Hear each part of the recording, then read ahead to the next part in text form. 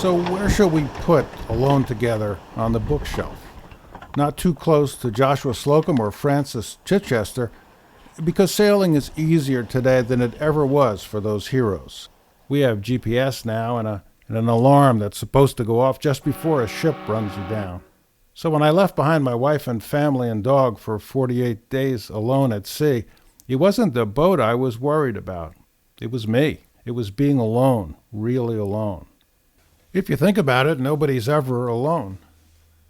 I had no cell phone, no radio reception, no jet planes overhead, no ships on the horizon for weeks at a time. In fact, from the day we were born, we've never really been alone. In 1,000 miles at sea, there's nobody there but you. It sounds like the definition of loneliness, right? I mean, solitary confinement is supposed to be punishment for a crime, isn't it? So why would anybody want to do it? Alone Together is about preparing a small boat for a 6,000-mile solo cruise, with technical information about automatic steering and survival techniques and how to make a cold martini without ice and how to sleep without a lookout. That's pretty easy, because if you're afraid of running into something at night with a tremendous crash and sinking in 5 minutes, always lie down with your feet facing forward. But the book's really about being alone, something I couldn't prepare for, like I could for a storm or even a broken arm, something that scared me. Alone is lonely, isn't it?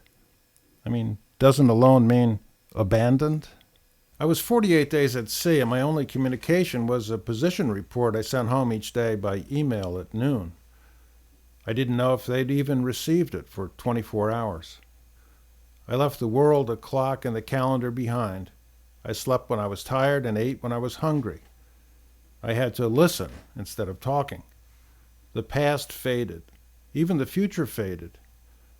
All there was were the clouds and waves and flying fish. And the wind, always the wind, howling, or patting me on the head, or knocking the boat over just for the fun of seeing me fall out of my bunk. 48 days with nobody to talk to. The people who have watched my Alone Together video on YouTube, many of them have the same question. Why go alone? What's the matter with you? I wondered myself that first week. The North Pacific lived up to its reputation, all right. The trade winds blew hard and 2 hurricanes trapped us in Hawaii, and on the voyage home we were drawn into the North Pacific Gyre, where the sea goes flat and the wind stops and the sun seems to fall like a meteor onto a glassy, unchanging sea. I crossed paths with Melville and Darwin out there, and yes, I heard voices. Children in the rigging. A mermaid calling my name. That's what happens when there's only you. But if you hear voices calling your name, are you really alone? Is a whale alone? Is an albatross? I'm not sure we can ever be alone, not while the conversation in our head continues.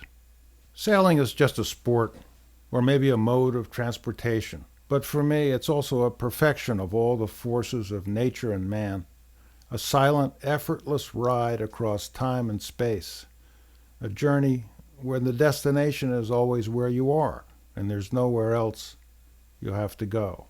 But it's true that times have changed. There are fewer worlds to conquer.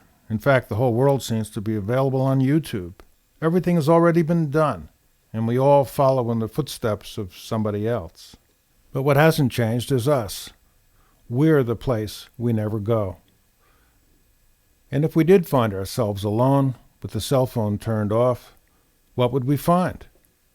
I don't know. Maybe the universe in a thimble.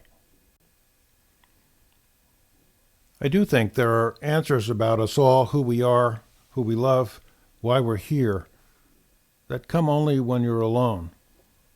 A sailboat's one way to do it, but not the only way. I do know this after 48 days. You can't be alone, because we'll all be there with you. Every book is a voyage itself. So thanks for coming along.